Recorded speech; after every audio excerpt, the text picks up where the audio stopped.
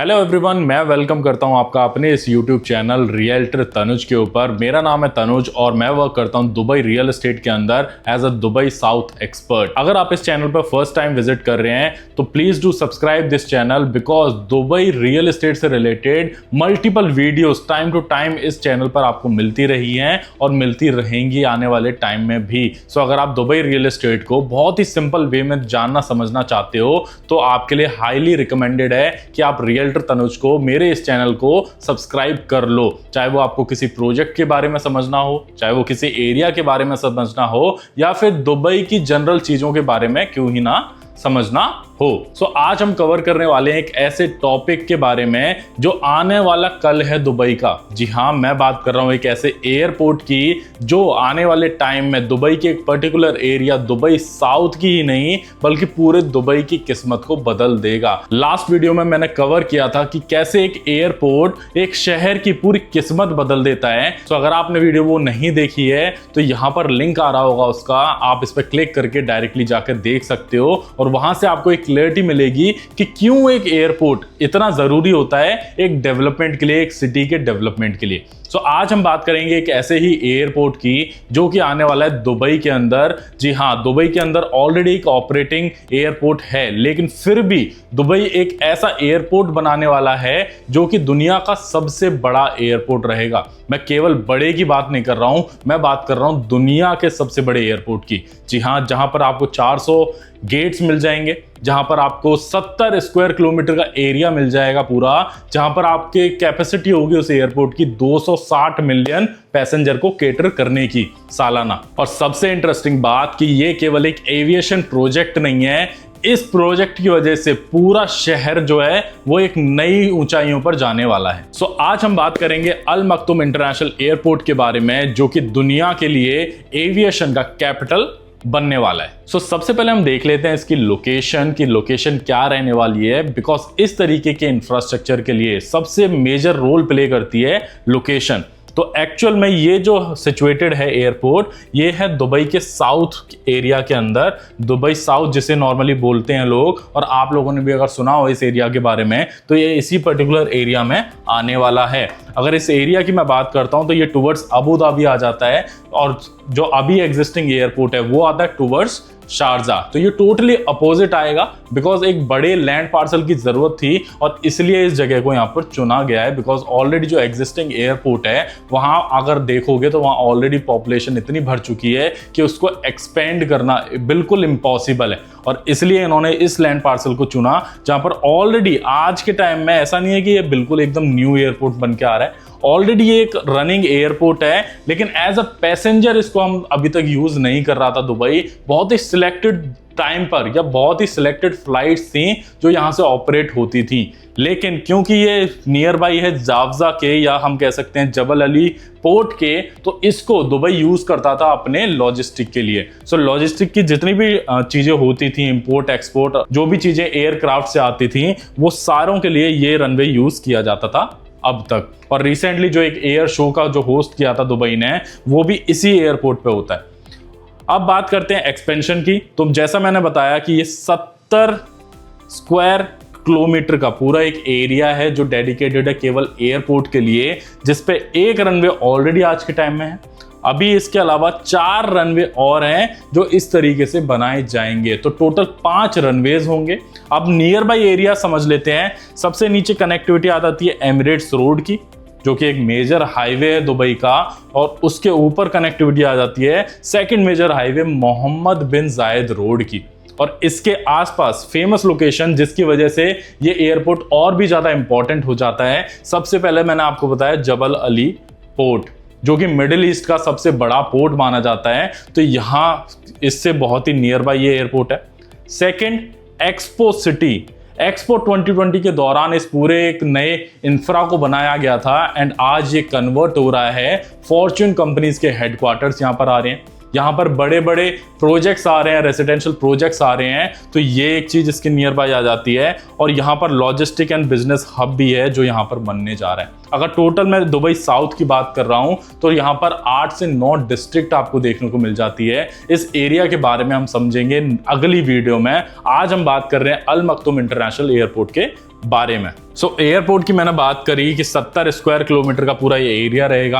Approx 400 gets रहेंगे जिसके through हम एयरक्राफ्ट में एंटर कर सकते हैं। तो आप खुद सोचो कि किस लेवल का इंफ्रा ये बनने वाला है। लगभग 14,000 फुटबॉल ग्राउंड इस पूरे एरिया में बन सकते हैं, इतना बड़ा इसका लैंड पार्सल है। और बात करता हूं पैसेंजर कैपेसिटी की, कि जैसे मैंने आपको बताया 260 मिलियन पैसेंजर सालाना ये एयरपोर्ट केटर कर सकता है। आज के टाइम में अगर DXB एयरपोर्ट की हम बात करते हैं, जो कि सबसे बिजिएस्ट एयरपोर्ट भी है, 115 मिलियन पैसेंजर की उसकी खुद की कैपेसिटी है और हाईएस्ट रिकॉर्ड है उसका अब तक का 95.6 मिलियन पैसेंजर को जो फिजिकली केटर किया है उसने।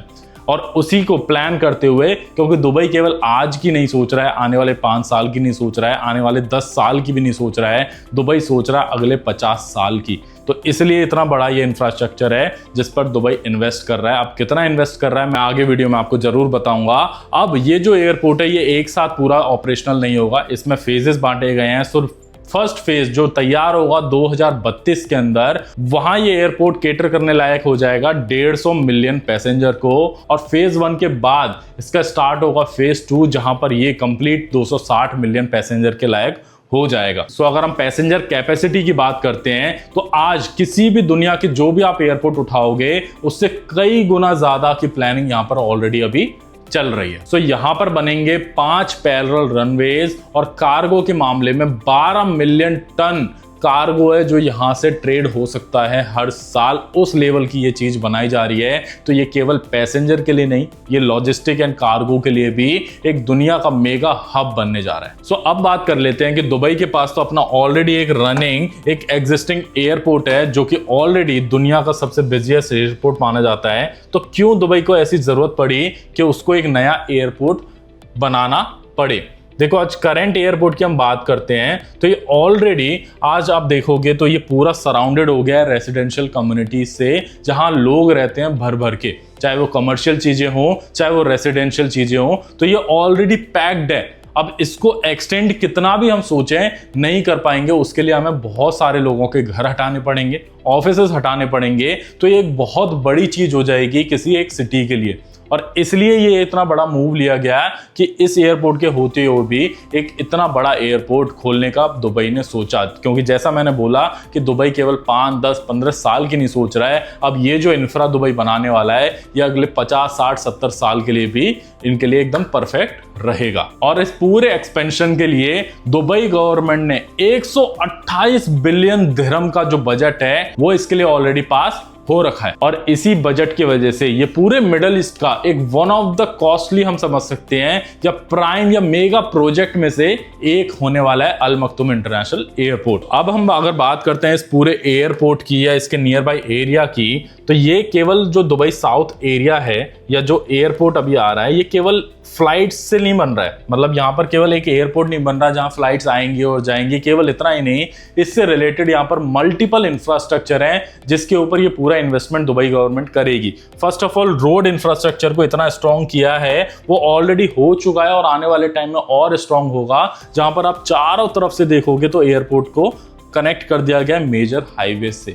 साथ में मेट्रो की कनेक्टिविटी अभी यहां तक है, ऑलरेडी एक्सपो सिटी तक आती है, इसको एक्सटेंड करके अंदर तक लाया जाएगा, यानी कि एयरपोर्ट में मेट्रो की कनेक्टिविटी को लाया जाएगा। साथ में अभी ऑलरेडी कुछ होटल्स यहाँ पर सिचुएटेड हैं, होटल्स हैं, हॉस्पिटल्स हैं एंड जो भी ज़रूरत की चीज़ें होती हैं नियर बाई एयरपोर्ट, ये सारा डेवलपमेंट ऑलरेडी कुछ कुछ पार्ट में है वहाँ पर। लेकिन और भी बड़े लेवल पर और भी बड़े बड़े प्लेयर्स होटल इंडस्ट्री के यहाँ पर आ रहे हैं अपनी अपनी ब्रांचेस को ओपन करने के लिए। इवन बड़े बड़े जो लॉजिस्टिक फर्म्स हैं जैसे DHL हो गया या नेस्ले हो गया या जितनी भी बड़ी बड़ी कंपनीज हैं जो मल्टी नेशनल कंपनीज हैं, उन्होंने ऑलरेडी अपने जो वेयर हाउसेज हैं वो यहाँ पर शिफ्ट कर दिए हैं। इन फ्यूचर एविएशन इंडस्ट्री से रिलेटेड भी यहाँ पर चीजें आएंगी, जैसे एमिरेट्स का खुद का जो पूरा ट्रेनिंग इंस्टीट्यूट हम कह सकते हैं या अदर चीजें जो एमिरेट्स की हैं वो सारी यहाँ पर आएंगी।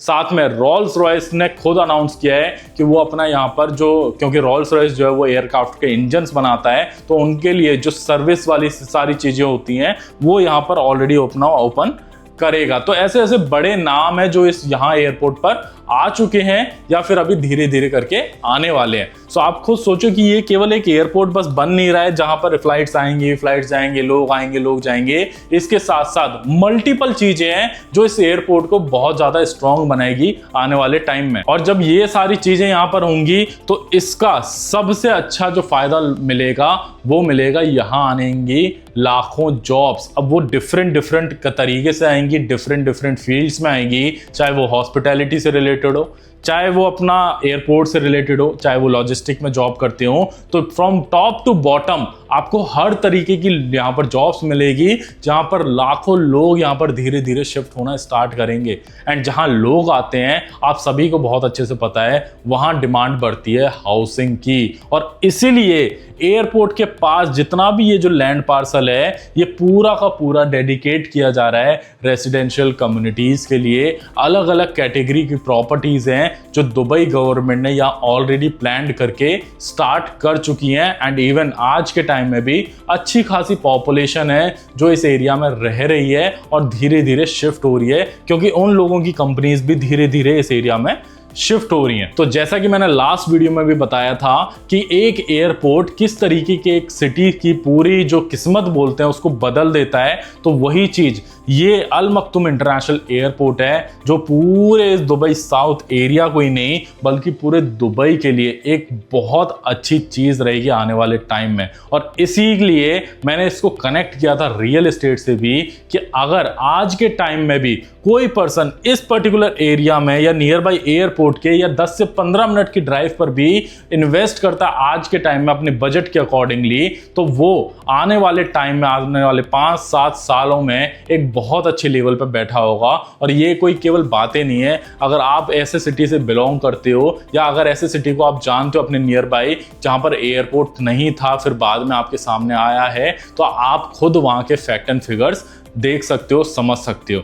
तो यहाँ पर अगर आपने लास्ट वीडियो नहीं देखी है तो प्लीज जाकर के उसको बिल्कुल देखो, बिकॉज वहां से आपको एक बेसिक क्लियरिटी मिलेगी अबाउट द एयरपोर्ट कि वो किस तरीके से एक सिटी की किस्मत को बदलते हैं। और ये वो एयरपोर्ट होने वाला है दुबई के लिए। सो अगर आज आप फर्स्ट टाइम आए हो इस चैनल पे तो प्लीज डू सब्सक्राइब। और अगर आप इस तरीके के वीडियोस को और भी आगे देखना चाहते हो, बिकॉज मैं पूरी सीरीज बना रहा हूं अभी दुबई साउथ एरिया में, जहां पर नेक्स्ट वीडियो में मैं कवर करूंगा about this area Dubai south. Because Dubai south area भी केवल इस एयरपोर्ट तक सीमित नहीं है, मैं बताऊंगा कि दुबई साउथ कितना बड़ा एरिया है। अब इसके अंदर एयरपोर्ट के अलावा कौन कौन सी ऐसी चीजें हैं जो आपके एक रियल एस्टेट इन्वेस्टमेंट को पावरफुल बना देगा आने वाले टाइम में। ऐसा क्या है इस एरिया में जिसकी वजह से आपको इन्वेस्ट करना चाहिए, तो नेक्स्ट वीडियो भी बहुत इंपॉर्टेंट है। अगर आप एक्टिवली जानना चाहते हो दुबई के फ्यूचर के बारे में तो सब्सक्राइब कर दीजिएगा इस चैनल को।